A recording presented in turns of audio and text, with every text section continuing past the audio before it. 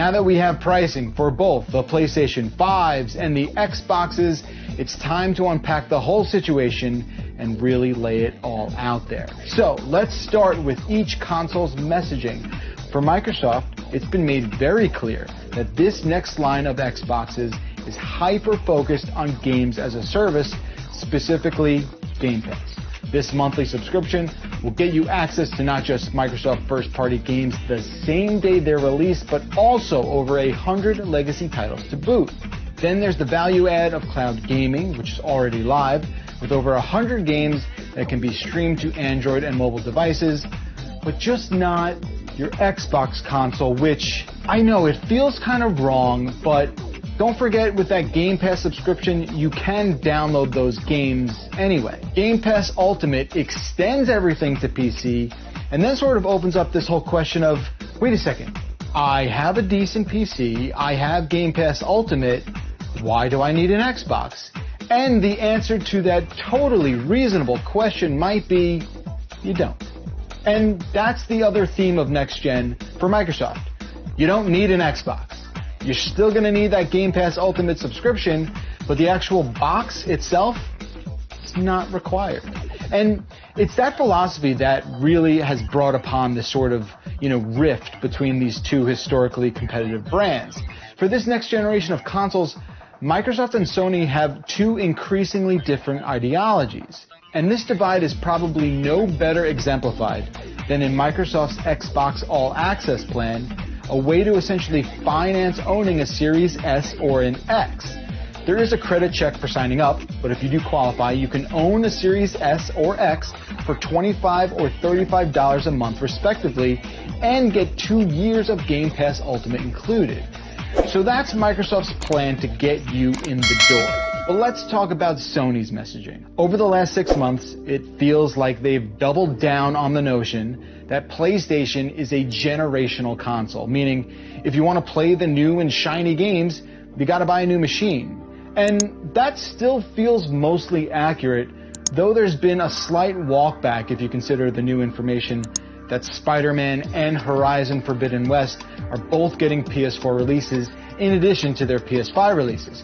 Sony calls this a move in a way to support the PS4 community as they transition to next gen when they're ready. Okay, but it's also clear that Microsoft's concentration on bolstering Xbox's value proposition has made a tangible impact. The introduction of the PlayStation Plus collection is that, and it's a direct response to Game Pass even if it doesn't match Game Pass's perks like day one releases. We don't know a whole lot of the fine details about PlayStation Plus collection, and odds are if you owned a PS4 you probably purchased a good amount of those games. But if for some reason you skipped over this generation, there is an impressive list of PS4 exclusives and others really to hold you over on PS5 until the real heavy hitters start to arrive. So where does this leave us? The games, right? And right now, I do think in terms of short and mid-term outlooks, the exclusive software does swing in Sony's favor. I mean, that's the thing they've been reliably able to hang their hat on for years now. And there's only going to be one place to play certain games like, the next God of War or whatever Naughty Dog does next. And that's by owning a PS5. With Xbox exclusives, the path to being able to play those games is a lot wider now, right? Like, you can do that with a PC and you can do it with Game Pass. Microsoft has done an impressive job of acquiring serious development talent over the years, but the argument for an Xbox as a home for must-play exclusive software just isn't fully realized yet. For overall value, though, that's a different story. When it comes to value, at $299, it is really tough to argue against Xbox Series S being the best deal to be had out of the gate.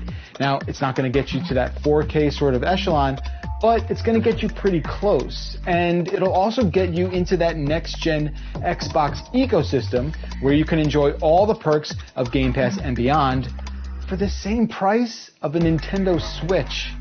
But now, for just $100 more, a digital PS5 all of a sudden seems like a reasonable upgrade that doesn't require much of a compromise in hardware unless you really, really, really want a Blu-ray drive, which you might. And if you really want to compare the hardware specs of the PS5 and the Xbox Series X, you'll find pros and cons on either side of that chart.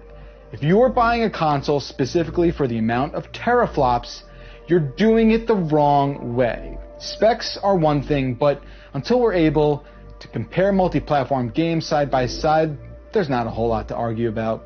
And sometimes console exclusives look better than multi-platform games, right? I mean, multi-platform games didn't really look good on PS3, but those exclusive titles were out of control. Bottom line, it's too early to tell. Both consoles are going to get you to 4K up to 120 Hz and support for ray tracing technology. Whether or not you have the display for that stuff is on you. Okay, let's take a step back for a bit of a recap, right? Okay, so you have Xbox, more economical, seemingly better value, and it's all about Game Pass. The consoles will have backwards compatibility with some Xbox One and some other legacy Xbox games. PlayStation 5, slightly more of an initial investment, but more traditional and arguably stronger console exclusives, and what appears to be a solid chunk of PS4 backwards compatibility. But there may be other reasons you pick one console over the other, right? You might decide based on what your friends have or will buy, even though the rise in cross-platform gaming makes this less of a deal breaker.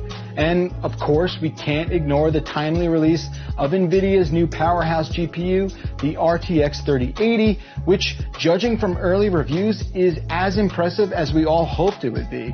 Yes, it's a more expensive investment, but with a decent PC, you've unlocked all of the Xbox exclusives that are going to come out. And with something like a 3080 in your machine, you're going to see performance that these consoles will just not be able to reach.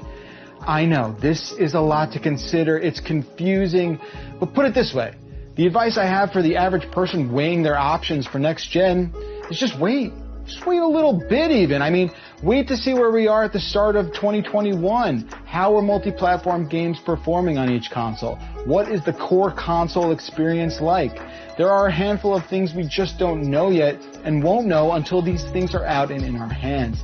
Don't forget, neither Sony or Microsoft have made a truly compelling argument that a day one purchase is a necessity, and that's good for you because it gives you time to make a more informed decision. Now, of course, I realize this is not a cut and dry situation. There are more variables to consider, and I'm sure there's going to be impactful information that trickles out between now and November. But the main storylines of this have been set, right? We have the clearest understanding of what each of these consoles is going to be able to offer. Okay, I hope I've been able to lay out a good amount of that top-line detail so you can make a better educated decision about next-gen gaming. Let me know if you've decided how you're going to approach these new consoles. Look, if I didn't have to test all of these consoles out for my job, I would be waiting it out. That is a promise. And for my colleagues and friends that I've talked to that are in a situation where they can afford whatever they want, they say they're going to be going with a decent PC and a PS5. Well, and a Switch, of course, because they're not monsters.